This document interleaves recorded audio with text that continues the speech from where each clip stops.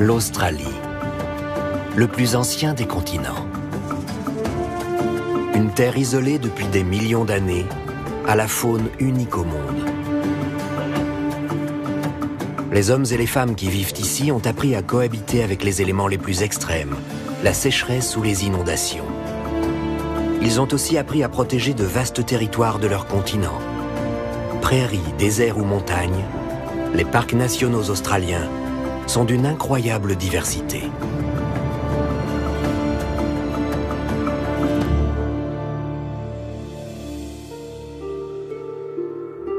L'océan Indien, au large de la côte ouest de l'Australie. Comme s'il répondait à un signal secret, des requins-baleines viennent de remonter à la surface. Ce sont les plus grands poissons des mers. Ils vont rester dans les parages quelques semaines avant de disparaître dans l'océan, sans laisser la moindre trace. Un mystère qui demeure entier. Mark Mikan est professeur de biologie marine et chercheur. Et il s'intéresse de près aux requins-baleines. Avec son équipe, ils ont installé une petite station scientifique dans une ancienne bergerie, non loin de Coral Bay.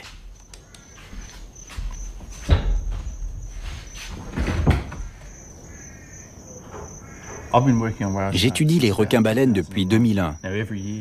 Chaque année, de mars à juin, ils s'installent dans le récif de Ningaloo. On ne sait pas vraiment pourquoi, tout comme on ne sait pas d'où ils viennent et où ils vont quand ils repartent d'ici. C'est ce qu'on essaye de découvrir. Une nuit de pleine lune, fin mars. Dans un grand nuage coloré, les colonies de coraux libèrent leurs spermatozoïdes et leurs œufs. La période du frai, qui ne dure que quelques jours, est une source de nourriture précieuse pour de nombreux habitants du récif. Les coraux sont les bâtisseurs du récif. Dès qu'ils se fixent à un rocher, ils commencent à former un squelette de calcaire. Le récif de Ningaloo est lui aussi constitué de minuscules particules de calcaire. Long de 250 km, il se trouve dans le parc marin du même nom, dans l'état d'Australie occidentale. Le long de la côte, l'océan Indien n'est guère profond. Il faut prendre le large pour atteindre la haute mer. Et le royaume des requins-baleines.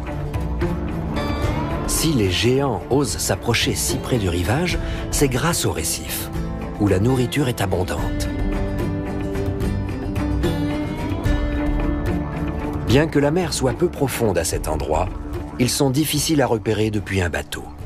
Mieux vaut prendre de la hauteur. Ici Mark Mikan de la station Ningaloo. La journée s'annonce bien. Tu peux préparer l'avion? Super. Tu peux être à la station vers 11 h? Très bien, à plus tard. À l'université de Perth, Mark Mikan s'est entouré ces dernières années d'une équipe qui compte plusieurs étudiants, tous très motivés. Leur but est de percer le mystère des requins-baleines.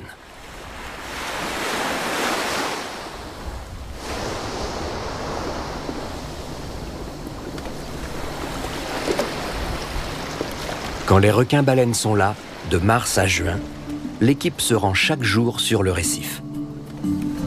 L'objectif est de récolter des informations sur ces surprenants géants. Bien que faisant partie de la famille des requins, les requins-baleines se nourrissent exclusivement de plancton, de crevettes et de petits poissons. Le matériel se compose de 3 caméras et de plusieurs sondes mises au point par l'équipe. C'est notre système de caméra 3D. À l'intérieur de chaque chambre, il y a une caméra digitale 3D. En synchronisant les images, on obtient une image 3D de chaque requin, ce qui nous permet de connaître sa taille. En mesurant année après année le même requin, nous pouvons nous faire une idée de sa croissance. L'an passé, l'équipe de Mark est parvenue à accrocher de petites sondes sur certains des requins-baleines. Elles permettent de les localiser rapidement. On va devoir aller vers le large. La sonde vient d'émettre un signal.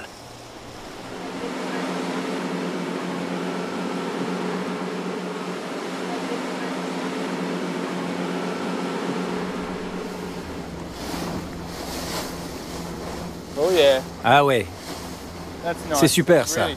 Il est là. Viens voir papa. Les scientifiques ne connaissent ni les lieux de reproduction, ni la route migratoire de ces paisibles géants.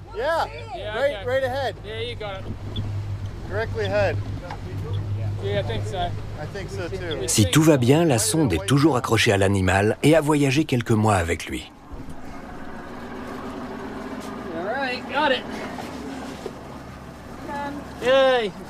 Les données seront analysées plus tard, au laboratoire.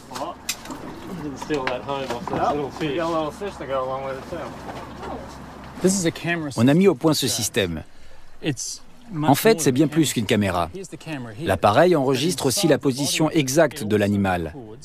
Et comme les images sont en 3 dimensions, on a également les mouvements de l'animal. Mais cet appareil livre bien d'autres informations.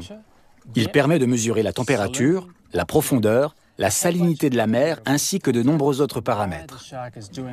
Il n'enregistre pas seulement les déplacements, il observe pour nous les fonds marins. Et en plus, il nous dit pourquoi le requin agit comme il le fait. L'avion signale la présence d'un requin-baleine à 200 mètres à peine du bateau. Roger that, Jackie.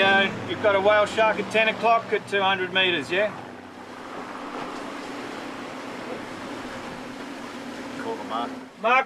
Marc, tu le vois là? À 200 mètres, à 10 heures.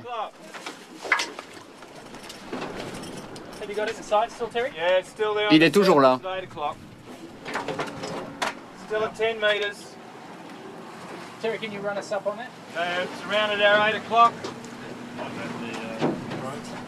Allez, vas-y.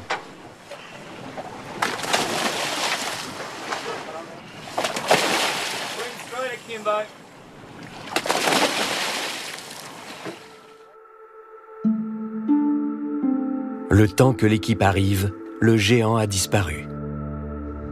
Le pilote va essayer de le retrouver depuis les airs.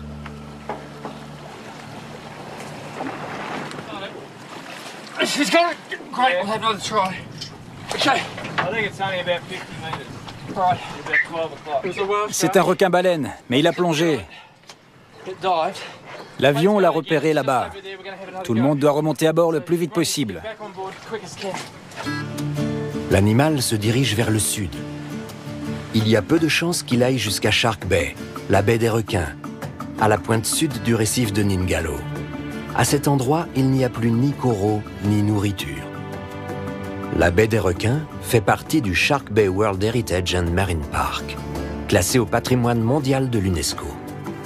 Les autorités y ont lancé depuis quelques années un ambitieux projet de régénération de l'écosystème, le projet Eden.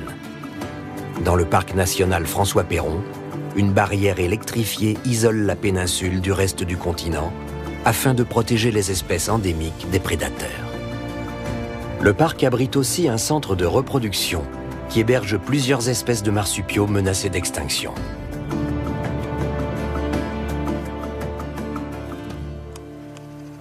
Les animaux endémiques se sont d'abord retrouvés en concurrence avec les lapins importés par les colons d'Europe. Pour réguler ces populations de lapins envahissantes, renards et chats ont été à leur tour introduits. Mais les 2 prédateurs se sont également avérés nuisibles pour la faune locale. La biologiste Nicole Godfrey tente de sauver les lièvres wallabies. Nous avons essayé de les réintroduire à l'intérieur du parc, mais ce sont des animaux très vulnérables. Ça a été un échec. Ils sont les derniers représentants d'une espèce de marsupiaux très ancienne, installée en Australie depuis des millions d'années.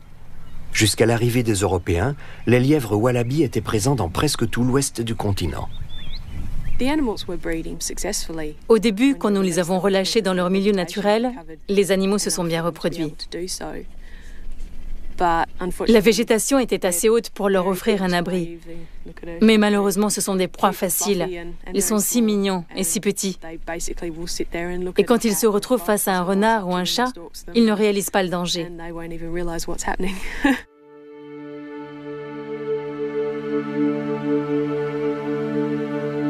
Dans le parc national, pas de prédateurs d'origine européenne. À long terme, cet endroit pourrait devenir le nouveau lieu de vie des lièvres wallabies. Sur la péninsule François Perron, qui doit son nom à un explorateur et naturaliste français, aucun arbre ne pousse. Tout au nord, au Cap Perron, les couchers de soleil sont parmi les plus beaux du continent.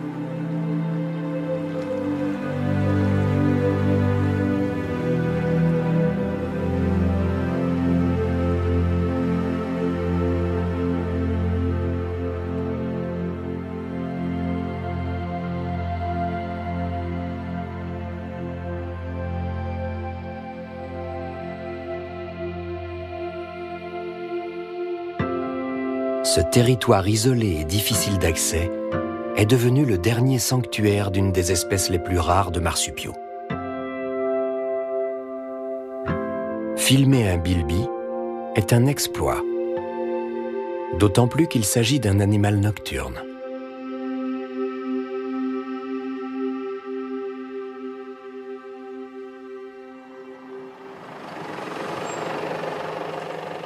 Dans le centre de reproduction du parc François Perron, les biologistes tentent de les sauver.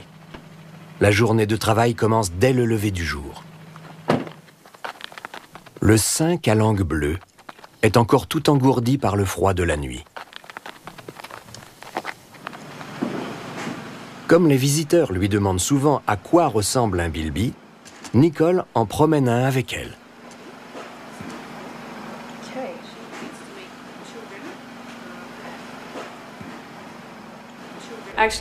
En fait, je fais un peu le souteneur pour mon bilby.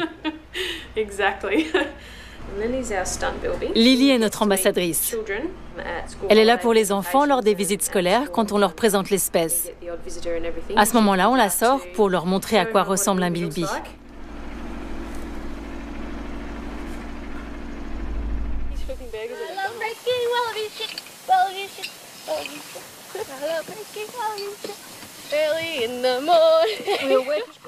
Chaque jour, il faut nettoyer les cages. Le travail est pénible.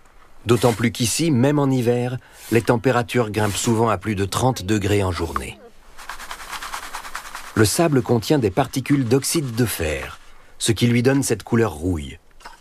Le sol est très pauvre en nutriments et les plantes sont soumises à rude épreuve. Avec en moyenne 9 heures d'ensoleillement par jour et 18 cm de précipitations par an, seules les plantes qui se sont adaptées aux conditions désertiques, comme les acacias, résistent. Une belle soirée d'hiver à Shark Bay, un des lièvres wallabies attendrait un heureux événement. Laura, l'assistante de Nicole, pose des pièges. Les animaux entrent volontairement dans la cage et semblent apprécier la patience et le calme de Laura.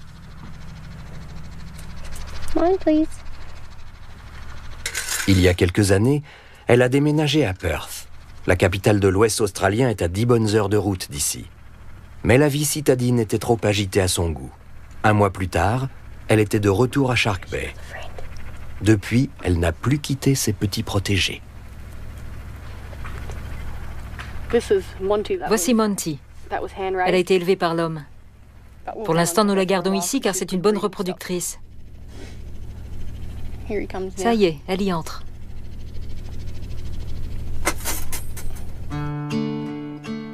À la nuit tombée, les moustiques sont omniprésents. Ce sont bien les seuls animaux endémiques qui ne sont pas menacés d'extinction.